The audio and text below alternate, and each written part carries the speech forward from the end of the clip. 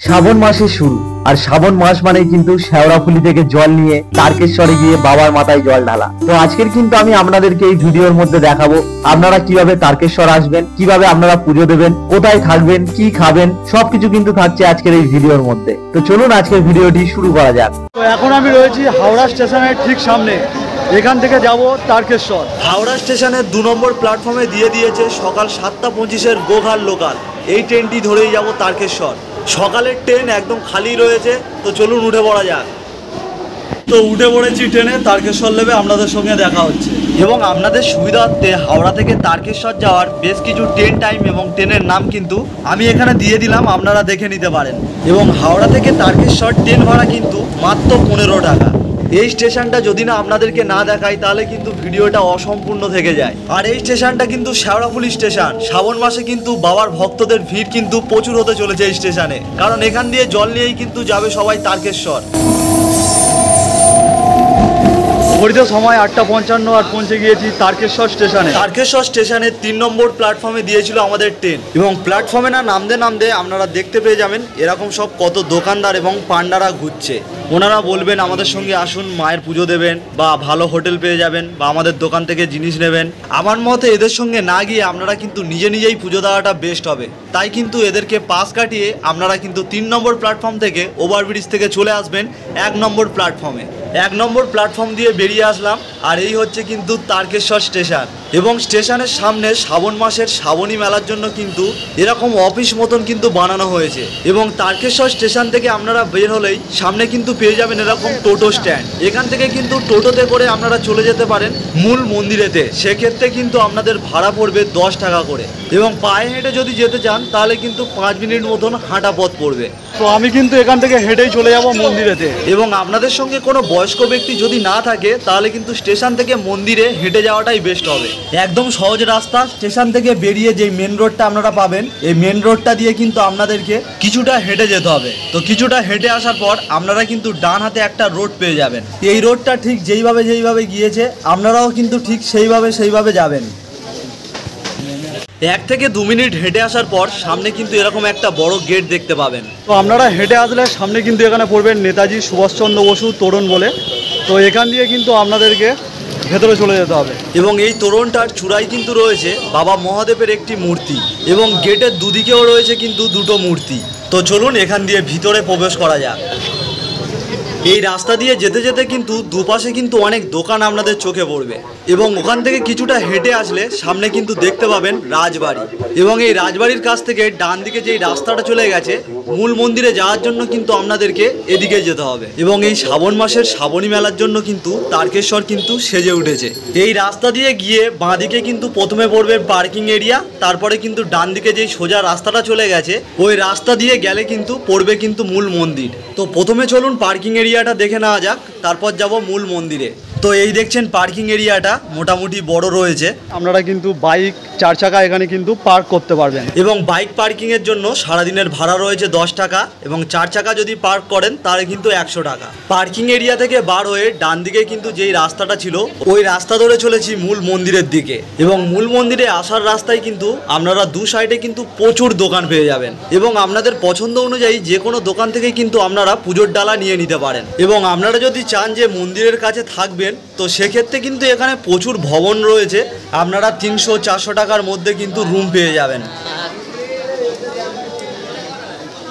এবারে কিন্তু হাঁটতে হাঁটতে একদম মন্দিরের সামনে চলে এসেছি, এবং সামনে দেখা যাচ্ছে মন্দিরের মেন গেট। আর এখানে কিন্তু একটা বাবা মহাদেবের কিন্তু একটা মূর্তি রয়েছে। এখানে কিন্তু যেই লাইনটা দেওয়া হয় মহিলাদের জন্য। এবং আমি কিন্তু এখানকার একটা দোকান থেকে নিয়ে নিলাম 101 টাকা দিয়ে ডালা। আপনারা কিন্তু এখানকার প্রত্যেকটাই দোকানে 30 টাকা, 51 টাকা, 101 টাকা, 501 টাকার ওপরে পর্যন্ত কিন্তু ডালা পেয়ে যাবেন। এবং আপনারা কিন্তু আপনাদের নিজেদের সামর্থ্য অনুযায়ী এখানকার যে কোনো দোকান থেকে পুজোর ডালা কিন্তু নিয়ে নিতে পারেন। পুজোর প্রসাদ কেনা হয়ে গেছে, এবারে যাচ্ছি মন্দিরে পুজো দেওয়ার জন্য। মন্দিরে যাওয়ার জন্য এই রাস্তা দিয়ে যেতে গিয়ে আপনারা কিন্তু দুধ পুকুরের একটি ঘাট পেয়ে যাবেন। তো এইটা কিন্তু একটু ছোট ঘাট, এবং তার পাশ দিয়ে দেখুন আরেকটি রাস্তা চলে গেছে। এই রাস্তা দিয়ে গেলে আপনারা কিন্তু মূল মন্দিরে যেতে পারবেন। এবং তার আগে কিন্তু থাকবে দুধ পুকুরের কিন্তু মেন ঘাট। এখান থেকে কিন্তু বাবার মন্দিরের চূড়াটা দেখা যাচ্ছে। তো আপনাদেরকে দেখাই, দেখুন। এই যে দেখুন দেখা যাচ্ছে তারকেশ্বর মন্দিরের বাবার মন্দিরের মেন চূড়া। বাবার মন্দিরের চূড়াটা কিন্তু এই দিক দিয়ে খুব ভালোভাবেই দেখা যায় এবং সাইডে কিন্তু রয়েছে তারকেশ্বর মন্দিরের দুধ পুকুর। এই দুধ পুকুরের সামনে কিন্তু আপনারা এরকম প্রচুর কিন্তু ঘটের দোকান পেয়ে যাবেন। এখান থেকে কিন্তু আপনারা জল ঢালার জন্য ঘট কিনে নিতে পারেন। তো চলুন এবারে দুধ পুকুরে নামা যাক।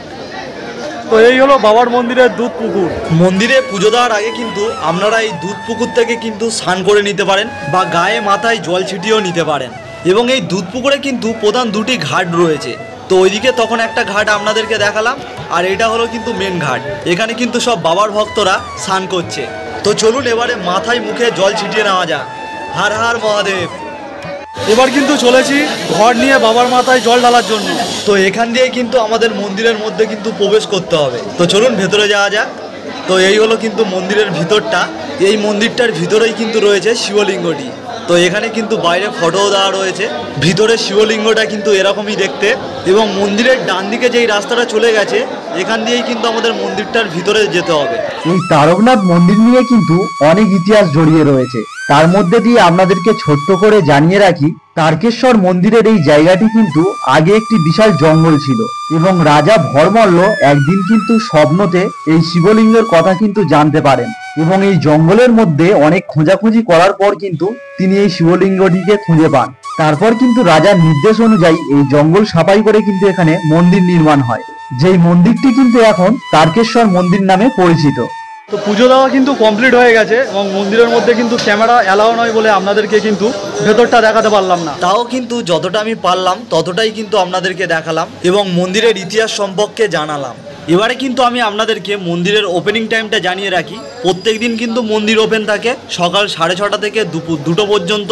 এই টাইমটাই কিন্তু আপনারা বাবা তারকেশ্বরের মাথায় কিন্তু জল ঢালতে পারবেন। এরপরে কিন্তু মন্দির বন্ধ হয়ে যায়। এবার কিন্তু ওপেন হয় সন্ধ্যেবেলায় এবং সন্ধ্যেবেলায় কিন্তু আপনারা জল ঢালতে পারবেন না, শুধু কিন্তু দর্শন করতে পারবেন। এবং সন্ধ্যের টাইমটা কিন্তু সিজন অনুযায়ী চেঞ্জ হতে থাকে। গরমের সময় থাকে সন্ধ্যে 7টা থেকে সন্ধ্যে 8টা পর্যন্ত এবং শীতকালে থাকে সন্ধ্যে 6টা থেকে রাত্রির 8টা পর্যন্ত।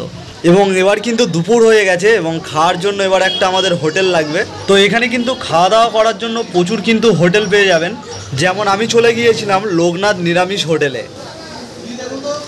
তো এখন কিন্তু বসে পড়েছি খাওয়ার জন্য এবং এখান থেকে নিয়ে নিয়েছিলাম আমি ভেজ থালি, যার মধ্যে কিন্তু ছিল ভাত, ডাল, আলু ভাজা, পাঁপড় ভাজা, একটা আমের চাটনি, সয়াবিনের তরকারি। আমাদের যে খাওয়ার থালিটা ছিল ওটা পড়লো মাত্র 70 টাকা। তো আপনারা যদি এখানে থাকতে চান তো এখানে কিন্তু বেশ কিছু হোটেলও রয়েছে।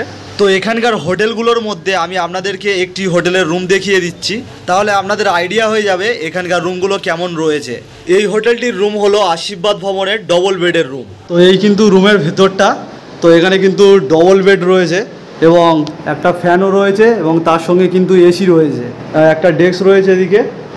এবং বাথরুমটা যদি দেখায় আপনাদেরকে, তো এখানে কিন্তু শাওয়ার, গিজার লাগানো রয়েছে, ফুড রয়েছে, বালতি, মগ সব কিছু এখানে রয়েছে। এখানে কিন্তু এই রুমটার ভাড়া পড়েছে 600 টাকা নন এসি, এবং এসি নিতে গেলে 1000-1200 এরকম পড়বে। এবং আপনারা যদি এই হোটেলের সঙ্গে যোগাযোগ করতে চান তো নিচে কন্ট্যাক্ট নাম্বার দিয়ে দিলাম, আপনারা এখান থেকে যোগাযোগ করে নিতে পারেন। তো কেমন লাগলো আজকে তারকেশ্বরের ভিডিওটি যদি ভালো লাগে অবশ্যই একটি লাইক করে দেবেন, আর এরকম ভিডিও পেতে আমার চ্যানেলটিকে সাবস্ক্রাইব করে রাখবেন।